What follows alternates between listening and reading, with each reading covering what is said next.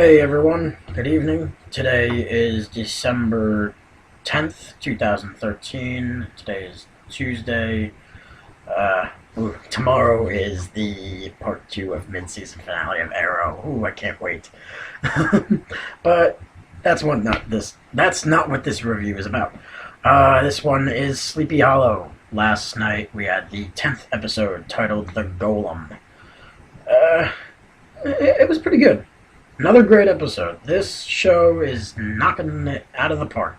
10 for 10, people. 10 for 10. It's great. Anyway, this episode, The Golem, starts off with, it's a couple days before Christmas, I believe. It's another holiday-themed episode. They did it 2 weeks ago when they had the Thanksgiving, or the pre-Thanksgiving episode.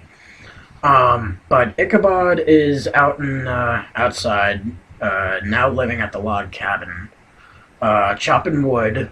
He's still, kind of, taking under, the knowledge of the secret pregnancy that Katrina, kept from him, and he's still kind of, mad about it. Abby comes along, and, it was great. There was one gimmick between them about the history of eggnog, which was hilarious. Because they're talking about Christmas and the holiday again. But anyway, this episode we got to see John Noble again. Everyone, he plays Henry Parrish, aka the Sin Eater. He was in an episode a few weeks back. But enough of that. Ichabod, kind of communicated with him and convinced Henry to come out to Sleepy Hollow and ask for his help to communicate with Katrina on the other side. He agrees, and he succeeds on bringing Ichabod to Katrina's purgatory, and he questions and talks to her about the secret pregnancy, and turns out the only reason why she kept it secret was because she didn't know she was pregnant up until after he was buried in the cave, after he died, so to speak. And that's why she never knew. So that was going on through my head for the longest time up until we found out last night. But during their conversation, she tells Ichabod that he had to give their son away. Their son's name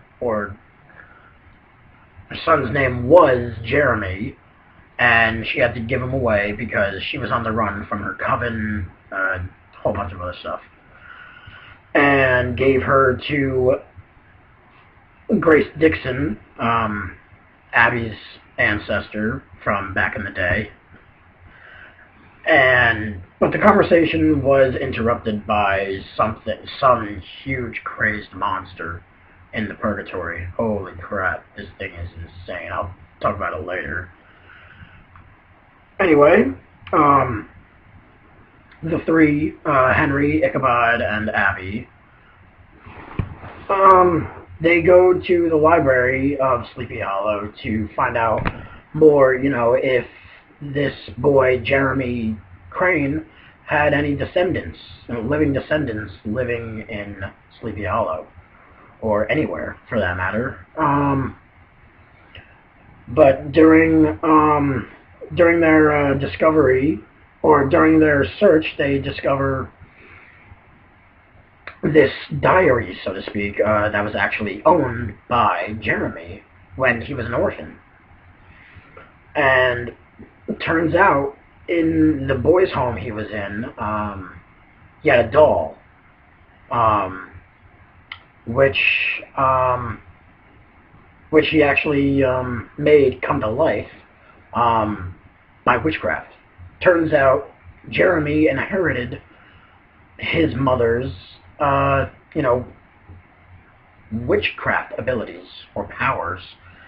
And this doll turned into what is called a golem, everyone. This thing is just destructive and just full of rage. It's kind of fueled by Jeremy's rage and loneliness, almost. So, also, on the other side of the episode, we see Captain Irving go to New York City and visit his daughter Macy that we saw in the last episode. And, you know, Macy, she is in a wheelchair. We don't know what happened to her. But Irving takes Macy out, you know, on a walk in the park or something like that. And during their talk, Irving strikes up a conversation with a vendor clerk, and vendor clerk actually turns out to be a demon in disguise and threatens Irving and his daughter. He doesn't like that too well. So that whole storyline, just Irving's storyline just got a lot more interesting. Oh man. Anyway, we come back, and there was a very touching moment between Henry and Ichabod talking about fatherhood and legacies, and that, you know, Parrish mentioned something to Ichabod, saying, you know, your son may be dead, but, you know, he lives through you. It was a very interesting moment in the episode. You know, there's always that touching scene that everyone just admires in each of these episodes, and that was it. And it was nice. It was good to see that again. During their findings, the group find this carnival sign for these four women, these four women who talk as one, or something like that. And they're connected to the Golem and Katrina and all of it somehow. And so Ichabod goes alone to visit these women, and, you know, he goes there and he finds out these women were the ones who condemned Jeremy to death because of his actions with the Golem.